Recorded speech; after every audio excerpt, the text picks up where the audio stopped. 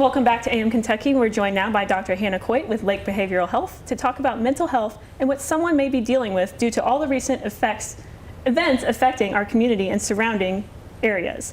Thank you for joining us today. Thank you for having me. So tell me a little bit about mental health, especially just in regards to everything that we have seen happening lately, with the school threats and just various other things going on in our lives. Right. So mental health has kind of taken front stage lately with everything that's going on. Oftentimes I think people pay attention to physical health, and mental health has been something that for a long time has not been a focus.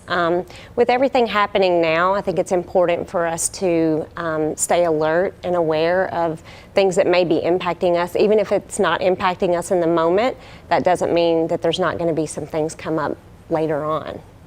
Yeah, so a lot of the things we've seen lately are, like I said, the school threats. What are some of the things that parents can do when talking to their kids about mental health and how something like that kind of situation might make them feel? Sure, yes. I know that the schools are doing a really good job of having behavioral health professionals there in the schools to talk with children about those kinds of things. I think it's important for parents to have those conversations as well. Again, some kids may not show any effects that there's any kind of issue until they start having some types of symptoms. So things like not being able to sleep well, increase in anxiety, withdrawing, kind of not following the same patterns as maybe they were following before.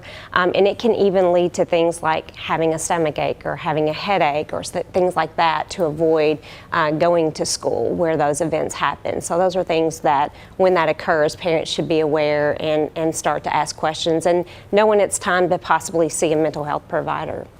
So once they, obviously getting to that point, how can they talk to their children? Hey, I noticed something's wrong. Mm-hmm. Do you want to maybe go see somebody? How can a parent approach their child with that? Right. I think it's really important to be open. Again, not every child is going to need to see a mental health provider. Some parents that I've worked with are overly cautious and protective and want the child, in, regardless of whether the child wants to be or not. Sometimes that's not always the best approach, so just being open, and even if the child initially says they're fine, letting them know whenever they're ready to talk, if they need to talk, that they can come back. But keeping those lines of communication open is really important. And also, again, helping the child be aware of their feelings.